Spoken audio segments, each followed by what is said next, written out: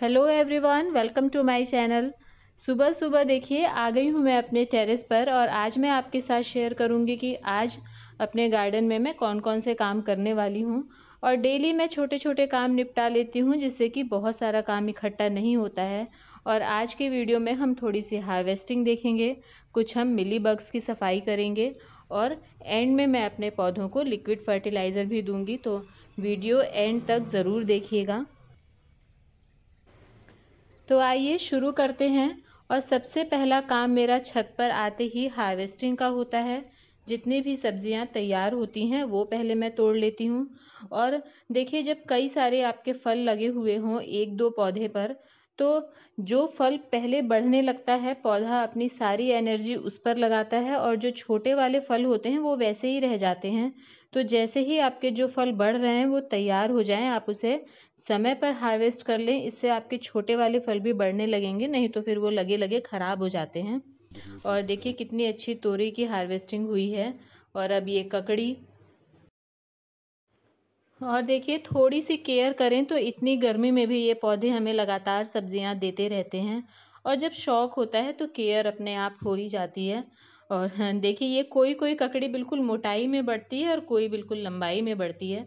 इस तरफ जो लगी हुई है देखिए ये कितनी लंबी हो गई है, बिल्कुल कच्ची है।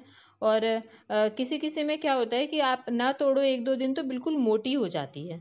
तो ये देखिए, ये हमने 4 तोरई तोड़ ली हैं और 3 ककड़ी हैं। और अभी भिंडी वगैरह भी लगी हुई हैं तो वो मैं कल तोड़ूंगी। इसके अलावा इस समय मैं परेशान हूँ मिली बग से। ये सफ़ेद सफ़ेद जो चिपचिपे कीड़े होते हैं और मुझे लगता है सभी के गार्डन में ये प्रॉब्लम आ रही होगी। जहाँ देखो वहाँ ये मुझे दिख जाते हैं और मैं बिल्कुल मतलब डेली इनकी मैं सफाई करती हूँ। और अगर आप इन्हें ध्यान ना दें तो ये बहुत तेज़ी से बढ़ते हैं और बिल्कुल पौधों का रस चूसने लगते हैं, कलियों पर लगे होते हैं, फलों पर लगे होते हैं और उसके बाद फल छोटे छोटे होकर के ख़राब होने लगते हैं और बहुत तेज़ी से ये बढ़ते हैं। और जहाँ पर भी आपको मिली बग्स दिखाई देंगे वहाँ आपको चींटियाँ ज़रूर दिखाई देंगी। ये चींटियाँ मिली बग्स पर ही आती हैं और ये इसे इधर से उधर ले जाने का काम करती हैं। तो अगर आप मिली बग्स की सफाई कर देते हैं, उसे हटा देते हैं, तो चींटियाँ अपने आप हट जाती हैं। देखिए ये इस हिबिस्कस पर देखिए कितना ज़्यादा है ये। और हिबिस्कस पर तो ये बहुत ही ज़्यादा आते हैं। और ये देखिए ये बैगन के पौधे पर।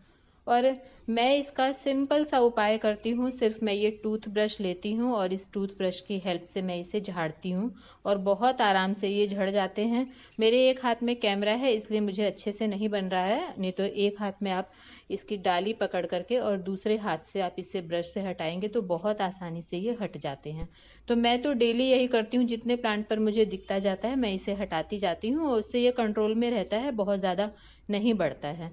और अगर किसी ब्रांच पर बहुत ही ज़्यादा है, मतलब अगर ध्यान नहीं गया और बहुत ज़्यादा एकदम लंबाई तक फैल गया है, लग रहा है कि ये नहीं ब्रश की हेल्प से हो सकता, तो आप उसे फिर उस डाली को आप तोड़ करके फेंक दीजिए तो भी ये कंट्रोल में आ जाता है।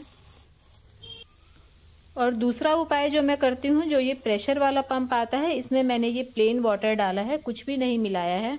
और जहाँ पर आपको मिली बग्स दिखाई देते हैं वहाँ पर आप इसे प्रेशर से डालिए तो ये सारे के सारे साफ़ हो जाते हैं। और मिली बग्स ही नहीं, और भी जो भी प्रॉब्लम होती हैं, माइट्स वगैरह होते हैं, वो सब कुछ साफ़ हो जाता है। तो आप ये भी ज़रूर करिए, जहाँ पर भी नई ग्रोथ होती है वहाँ पर आप इस प्रेशर पंप से अगर पानी डालते हैं तो बहुत सारी बीमारियों से पौधे बचे रहते हैं। मैं ये 2 उपाय ही करती हूँ, या तो मैं ब्रश से हटाती हूँ या फिर मैं इससे हटाती हूँ। आप इसमें चाहें तो नीम ऑयल सॉल्यूशन भर लीजिए या फिर सिंपल आप सोप सॉल्यूशन भर लीजिए, हल्का सा सोडा डालकर आप कर लीजिए तो वो और अच्छा रहेगा पौधों के लिए। देखिए मैं तो ज़्यादातर प्लेन वाटर ही डालती हूँ, बहुत ज़्यादा कुछ नहीं मिलाती हूँ। मुझे 1-2 महीने हो जाते हैं। अगर मुझे नीम ऑयल वैसे स्प्रे करना है तो बात अलग है, लेकिन मिली बग्स के लिए मैं बहुत कम करती हूँ। ये सिर्फ पानी से ही बहुत अच्छे से साफ़ हो जाता है। देखिए कितने अच्छे से ये क्लीन हो गया है। तो ये काम हमारा हो गया। अब हम अपने पौधों को लिक्विड फर्टिलाइज़र डालेंगे और आज मैंने बनाया है ये छाछ का लिक्विड फर्टिलाइज़र, छाछ या बटर मिल्क जिसे कहते हैं। तो देखिए ये मैंने जग में भर करके रखा था, आधा जग था, उसमें मैंने आधा जग पानी मिला लिया था और पूरा ये भरा जग 4-5 दिनों से मेरी छत पर ही रखा हुआ था। और अब मैंने इसे डाइल्यूट कर लिया है। ये 20 लीटर की बाल्टी में मैंने ये एक जग पूरा भर करके डाल दिया है और अब ये हमारा तैयार हो गया है। और अब ये जितने पौधों में हो जाएगा उतने पौधों में मैं डाल दूंगी और 15-20 दिन में मैं फिर से बना लूँगी। अगर आप छाछ का बनाना चाहें तो आप उससे बना सकते हैं, नहीं तो आप दही से भी बना सकते हैं। दही को भी आप इसी तरह जितनी दही है उतना ही पानी मिला करके कुछ दिन के लिए आप छोड़ दीजिए। वो अच्छी तरह से खट्टा हो जाएगा, थोड़ा सा फर्मेंट हो जाएगा। उसके बाद आप इसे अच्छी तरह से डाइल्यूट करके अपने पौधों को डाल सकते हैं। बहुत अच्छा रहता है ये भी पौधों के लिए, तो आप इसे भी ज़रूर ट्राई कर सकते हैं अगर आपने नहीं कभी यूज़ किया है तो। करी लीव्स के प्लांट और मिर्ची के प्लांट के लिए ये बहुत अच्छा रहता है। इन दोनों पर आप इसका स्प्रे भी कर सकते हैं। बहुत अच्छी करी लीव्स की इसमें ग्रोथ होती है और मिर्ची के प्लांट पर जो लीफ कर्ल वायरस होता है वो बिल्कुल कंट्रोल में रहता है। तो मैं तो जब भी इसे बनाती हूँ अपने करी लीव्स के प्लांट पर और मिर्ची के प्लांट पर मैं ज़रूर थोड़ा सा ऊपर से पत्तों पर मैं इसे अच्छी तरह से स्प्रे कर देती हूँ। तो आप भी इसे ट्राई कर सकते हैं। और हो गया है हमारा सारा काम। और देखिए अब धूप भी आने लगी है और सिर्फ एक दिन शाम को बारिश हुई थी और अब फिर से बहुत तेज़ धूप है, बहुत तेज़ गर्मी है। तो चलते हैं अब नीचे। और अगर वीडियो पसंद आती है, हेल्पफुल लगती है तो लाइक कीजिए, चैनल को सब्सक्राइब कीजिए। मिलते हैं नेक्स्ट वीडियो में। Thank you.